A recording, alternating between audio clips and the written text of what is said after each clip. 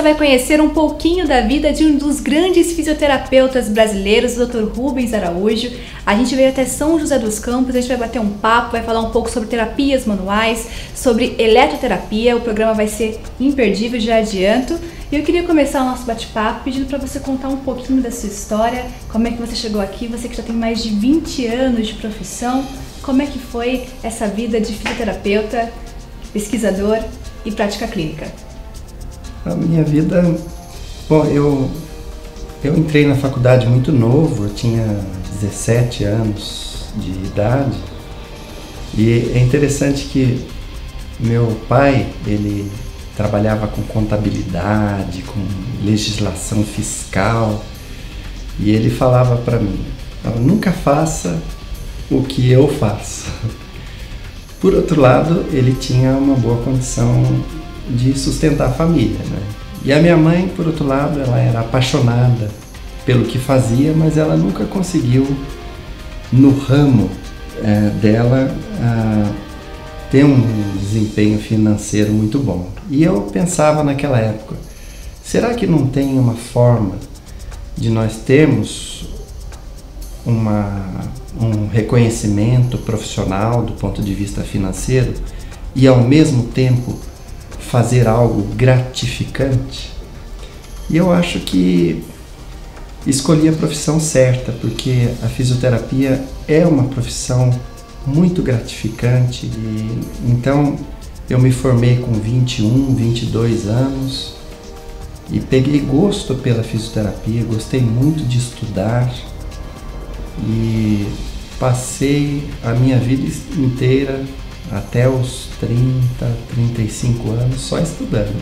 Que bacana. É muito legal esse pensamento de estar sempre se atualizando, sempre descobrindo novas coisas. Mas uma coisa muito interessante do Dr. Rubens, quem conhece já sabe, é que ele tem uma paixão pela eletroterapia. E essa paixão começou lá na faculdade, até foi a primeira disciplina que você lecionou na faculdade, na década de 90, se não me engano. Como que você enxerga esse uso da eletroterapia hoje?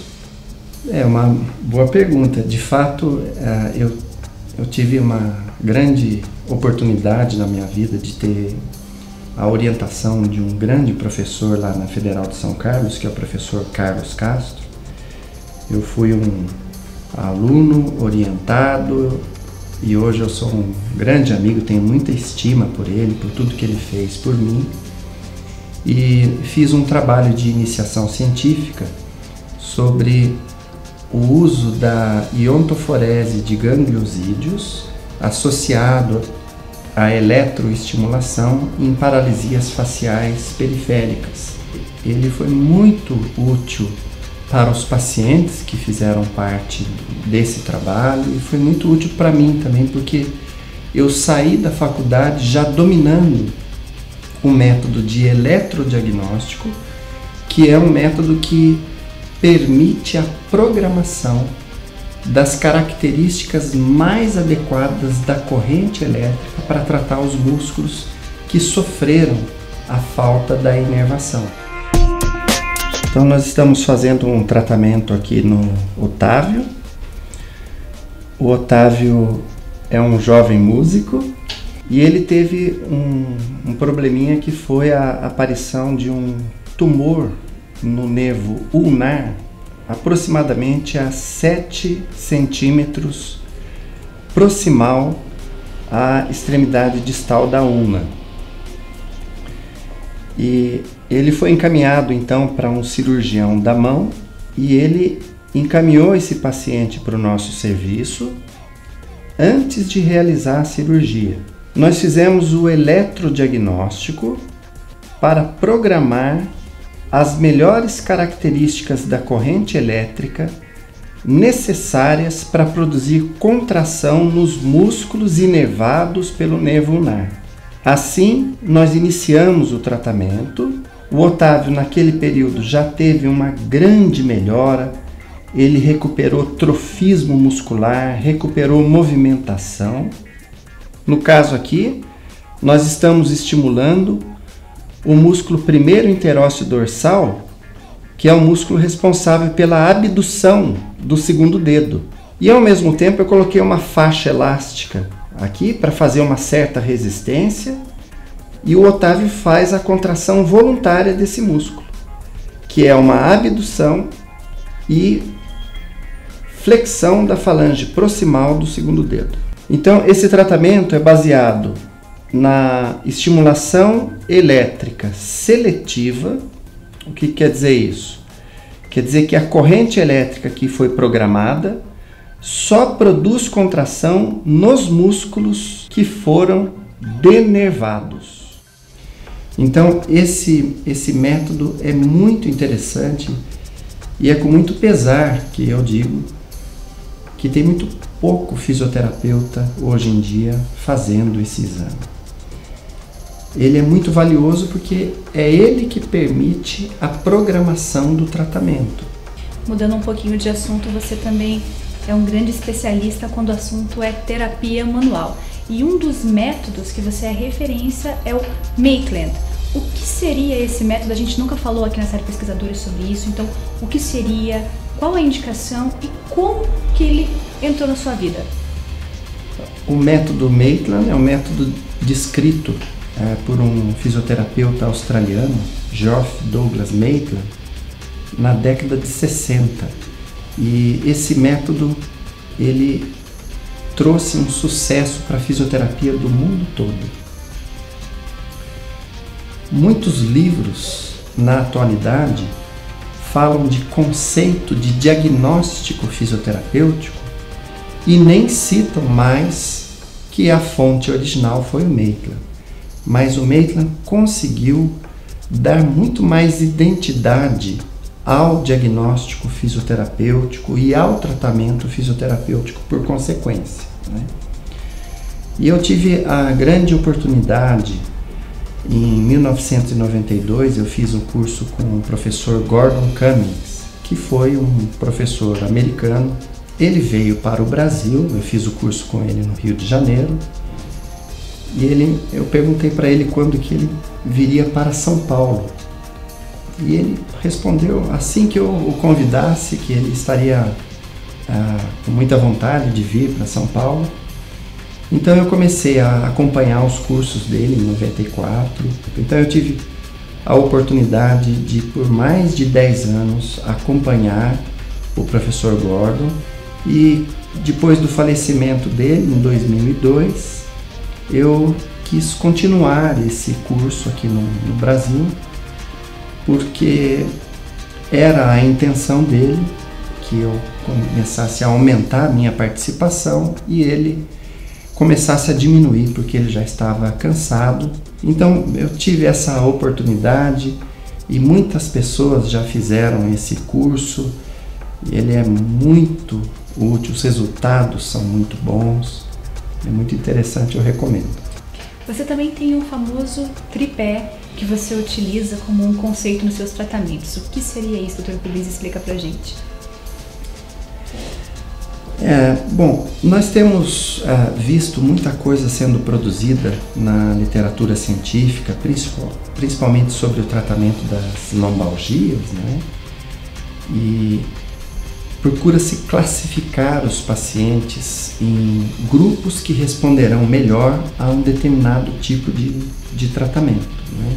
Então o fisioterapeuta, ele tem que ter tanta experiência e tanta habilidade clínica para poder fazer adaptações nos programas que a gente descobre que a ciência nos mostra que é eficaz, não é? Então, eu costumo dizer para os meus pacientes que há o tripé do sucesso da terapia. Então, nesse tripé, na parte superior, eu mostro a fisioterapia manipulativa, seja ela aplicada com o método de Maitland, os conceitos de Mulligan, de osteopatia, mobilização neural, movimentos combinados. Essa é a parte inicial do tratamento, porque o paciente chega com uma disfunção num determinado segmento corporal e eu penso que não adianta prescrevermos exercícios ou treinarmos uma melhor postura porque o segmento não está funcionando adequadamente.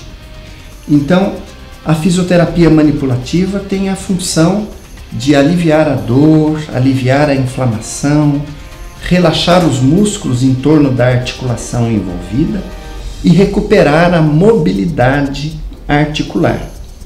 Porém, nesse canto aqui do tripé, chamado treino de postura, vem uma parte muito importante e que é muito pouco utilizada também por parte dos fisioterapeutas. O fisioterapeuta deveria ser melhor treinado para ensinar os seus pacientes a mudarem os seus hábitos posturais, porque mudar hábito postural não é uma tarefa fácil. Então, nós treinamos os nossos pacientes numa melhor posição de trabalho e à medida que eles percebem o quanto isso lhes traz de benefício, eles passam a mudar o seu hábito, não é? E na terceira parte nós temos os exercícios terapêuticos, os exercícios específicos, como os exercícios de estabilização segmentar lombar, os exercícios segmentares que o paciente faz, não é? Vamos supor que o paciente tenha uma região do seu corpo, deixa eu mostrar uma região muito frequentemente acometida, que é a transição cérvico-torácica. É muito comum os pacientes apresentarem uma postura de projeção anterior da cabeça, um aumento da cifose na parte superior da coluna torácica, então eles desenvolvem uma gibosidade nessa área e essa área não funciona apropriadamente.